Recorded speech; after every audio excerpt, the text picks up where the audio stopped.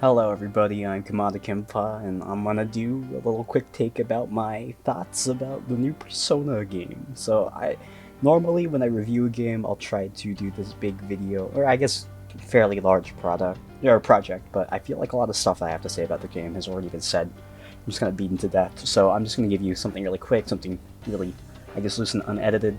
I guess as a pretense, I am a huge Persona 5 fan. It's one of my favorite games, so when this game came out and I played this game, even if I guess a lot was not touched too much, I wouldn't, how do I say this?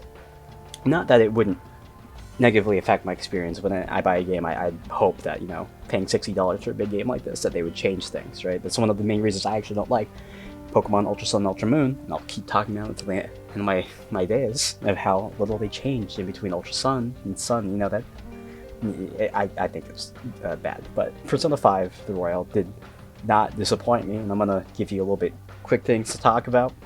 First of all, positives, and if I'm gonna spoil something, I'll tell you when I spoil it. I'll put a timestamp or something like that when I'm editing this video.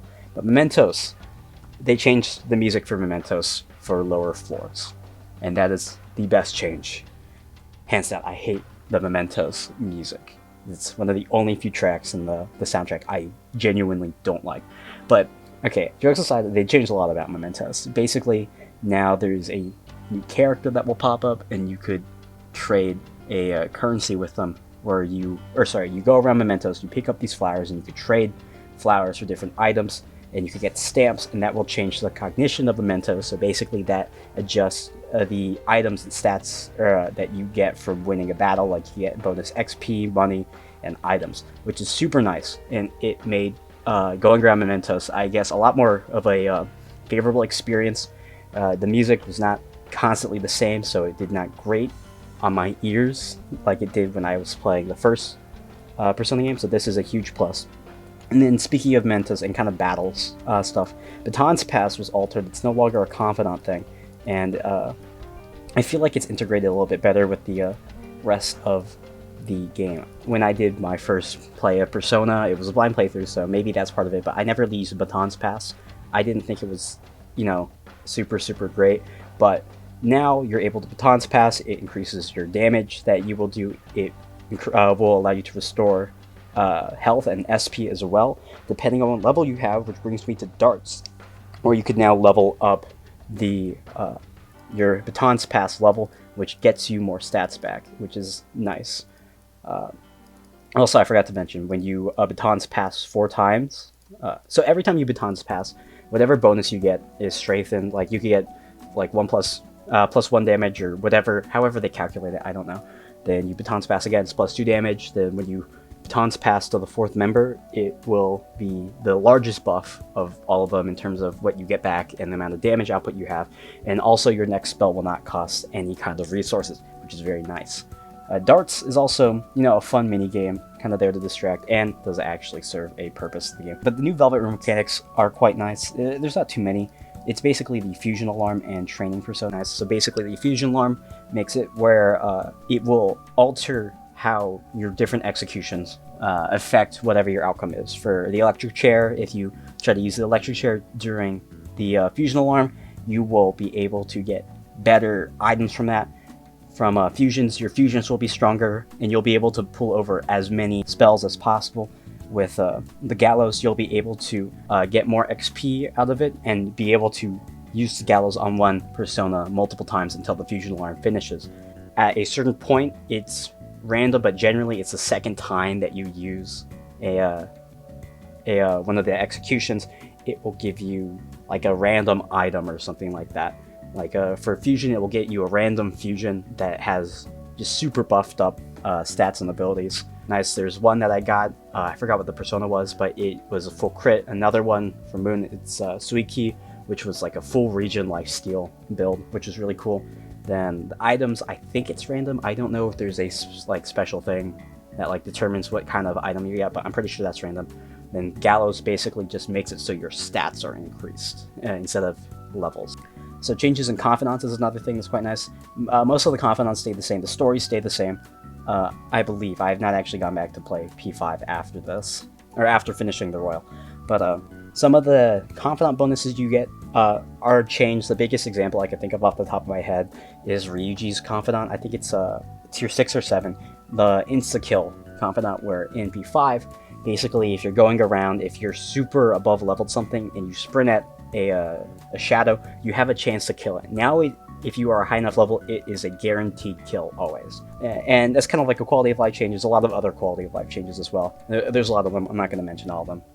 I guess a quality of life change, though, that I thought was quite nice is you have more time to do activities, right? In the original Persona game, which was kind of annoying, is if you were going to the metaverse, you could not do anything for the rest of the day. Even things around LeBlanc, you would have to go to sleep unless you maxed out the Temperance Confidant, Kawakami. Otherwise, you would not be able to do anything. Now, after going to the metaverse, you could do stuff around LeBlanc. You could make infiltration stuff. You could make, once you get Sojiro's confidant stuff, you could get coffee, or make coffee. You could make curry, and now you're able to clean LeBlanc for kindness, to get kindness. Then the new music, I very much like the new music that they've added. I love the new battle theme. I love the new opening. It's all great. Then for spoiler stuff, I'm gonna start talking about some spoilery stuff right now, so I'll throw up a timestamp to when you want to skip over. But basically, the game adds in like 3 new confidants, right? Yoshizawa, then Akechi is actually changed to no longer be a story confidant, but now he is a confidant that you will have to talk to, and you actually have to get into max, or it's not max, rank 8 by November 17th in order to unlock the true ending of the game. Same thing with the counselor Maruki. He is a confidant that if you want to get the true ending of the game, you have to rank up to rank 9 before November 17th. The third semester I think was really interesting with Maruki's palace, because he is the final palace owner, or the last palace ruler, and that's what you do over the third semester. I thought the way that they did it was really interesting. I liked kind of the, because all the palaces before were kind of just like, oh, these guys are evil, but this is a character where it's like, okay, I can understand where they're coming from, and it ties nicely into Katsumi's, or Sumire's confidant, which I think is really nice. I really like her story as well. Okay, so now I should be done with spoilery talk. I'm going to talk about some negative stuff. I don't have too much negatives. If most of my negatives are basically nitpicks, except for one, which I think is quite annoying. So first of all, new OP is not as good as the first OP. It's still fine. I like the song better, personally, but the OP itself, I just kind of like, it's not exactly what I was hoping. Then so when I did this playthrough, I played through on normal difficulty, so things weren't like super crazy. I just wanted to kind of have fun with the game, and I found that Oya's confidant still was not super useful. I never really found myself where I'm like, wow, I really wish that I maxed her out. I maxed her out second to last, only because I had to keep on getting guts up for UI. That's the only reason why Oya wasn't the confidant I maxed last. I found that her confidant ability wasn't very impactful. Now this is going to start getting into a little bit of spoiler stuff. I'll tell you to skip forward in a moment, but the big thing is I do not like Akuma's palace in this game. I wasn't a huge fan of it in the last game, but this time it is very much quite annoying. So now I'm going to start getting into the spoilery stuff. There was very much a lack of changes, okay, in the main section of the game. The first 2 semesters played out very similarly. There weren't as many changes as I personally would have hoped. They didn't integrate some of the new confidants as seamlessly as I would have hoped. Though I do understand that there's a lot of stuff that was happening in that, but I wish that the palaces as well were changed a little bit more. Mostly what it amounted to was changing like 1 or 2 things and adding in will seeds here and there. The boss fights, I like the way that they changed. Most of the boss fights, they added in new phases, or changed the way that some of the things worked. The one that I could think of off the top of my head again is Madaramnes. I liked that boss fight, the way that they changed that one up. I liked Kanashiro's and how he starts off in the Piggytron. I think that was, a nice change. That's something that I quite liked. But Krumra's Palace, I think that every palace in the original game was fine, at worst, except for Krumra's. I thought Krumra's was quite annoying, quite bad. And most of the palaces, even though they haven't been changed so much, were, improved. Like, you can't really add something onto it to make it worse, so to say, right? Or at least the things they added didn't make the palaces actively worse. Kumura's, I think, is actively worse than Persona 5, because they didn't change a lot. The palace is very similar. They still have the airlock puzzle, which isn't like super hard, but it's very annoying if you mess it up, because you have to go through all these different airlocks. It takes forever. The problem that I have with them is the way that they changed this boss fight, because now it is so much more annoying.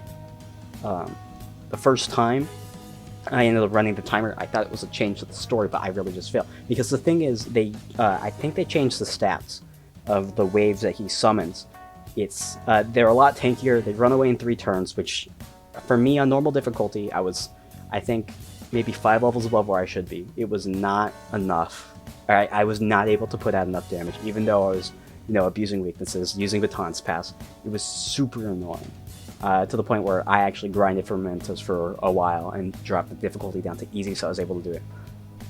That boss fight is so much more annoying than it was in Persona 5. It is actively worse. It's the one boss fight or one palace overall that I think they really missed the mark on. Then kind of talking about the airlock puzzle, this is a bit of a nitpick.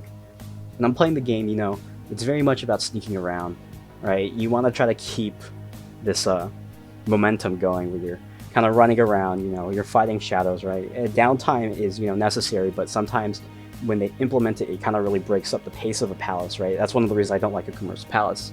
It's because the airlock puzzles, even if you know what you're doing, takes quite a while. It's really annoying. Then in the third semester palace, there is a area that's kind of similar. It's a puzzle with lights where you have to shine lights on different plants to create bridges and take down or put up walls. It's kind of annoying. It's not it's not as worse as I think the airlock puzzle is, because the cutscenes are shorter, but I don't know, it feels like if you mess up, it takes a lot of time to get back, which is really annoying. So anyway, that is my negatives with the game. I said this was going to be a shorter video. It is not looking to be a shorter video as of now, so I'll probably edit down a little bit. Is this game worth it? I think it is worth it. It is a game where, if you're new to the series, if you're new to the game, the series, if you're not playing Persona 5, then this game is definitely the definitive version of Persona 5. There are some annoying parts of this game, but I think overall everything else around it is just, so much better than when it was in Persona 5. And I thought that, in Persona 5 it was great. The only reason you would want to buy Persona 5 over Persona 5 The Royal at this point is because of the price point. Is it worth for people returning to the game who's already played Persona 5 and is thinking about picking up the Royal? I think it is worth it if you unlock the third semester. If you were to play through the game, not unlock the true ending of the game is very similar. It's basically the same game if you do not unlock the true ending. The true ending, the third semester, adds on about an additional... It took me around maybe 15 hours to finish it, but if you're taking it slow, it might even go up to 30. I value a game based off of if I'm able to get 2 hours of 1 hour of enjoyment off of every dollar I put into the game. So I think a $30 game or a $60 game is worth it if I played it for about 30 hours. So this game took me about 115 hours to finish, so I think this game is definitely worth it. So, those are my thoughts on Persona 5. Hopefully I'll be able to get another more edited video out soon, but Final Fantasy VII Remake is also come out. I think I'll maybe do a video like this. I am a newcomer to Final Fantasy, so we'll have to see. But anyway, thank you for watching, and I hope that you guys don't mind the kind of roughness of this video. It's time to unveil the hype you'll be